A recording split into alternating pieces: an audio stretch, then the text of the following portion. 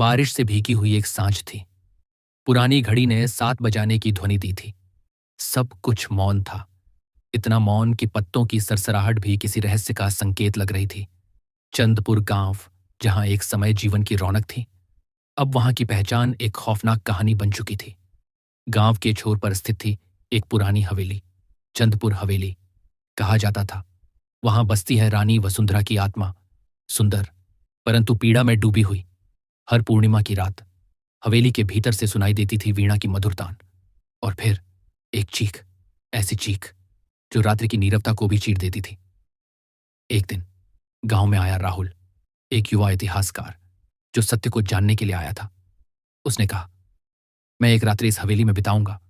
गांव वालों ने उसे रोका, समझाया, पर राहुल न डरा न रुका।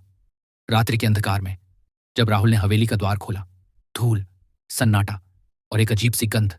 दीवारें समय की मार झेल चुकी थीं और वायुमंडल में कुछ असामान्य था।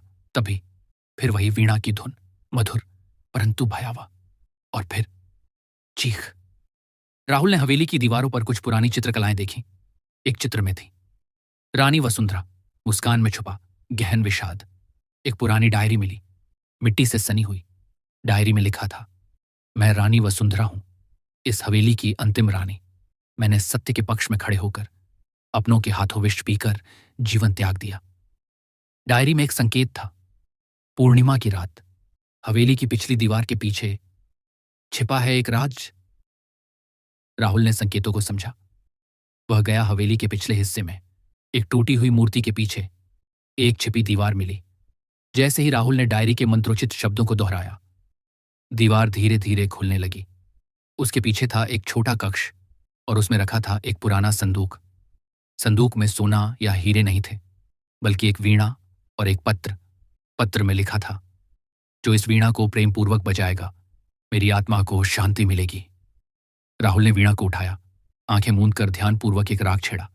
पूरी हवेली में एक प्रकाश फैल गया। हवा रुक सी गई और तब प्रकाश के मध्य प्रकट हुई रानी वसुंधरा की आत्मा। उसने राहुल को देखा, मुस्कुराई और बोली, धन्यवाद पुत्र कि तुमने मुझे मुक्ति प्रदान की। अब यह हवेली श्रापित नहीं, आशीर्वादमयी स्थान होगी।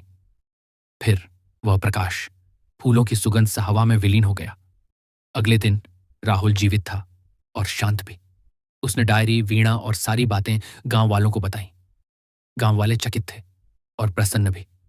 तब से चंदपुर हवेली में वीणा की धुन गूंजती है, पर अब डर नहीं, प्रेम और शांति की। अंत में जो सत्य के पथ पर चलता है, अंधकार उसका कुछ नहीं बिगाड़ सकता।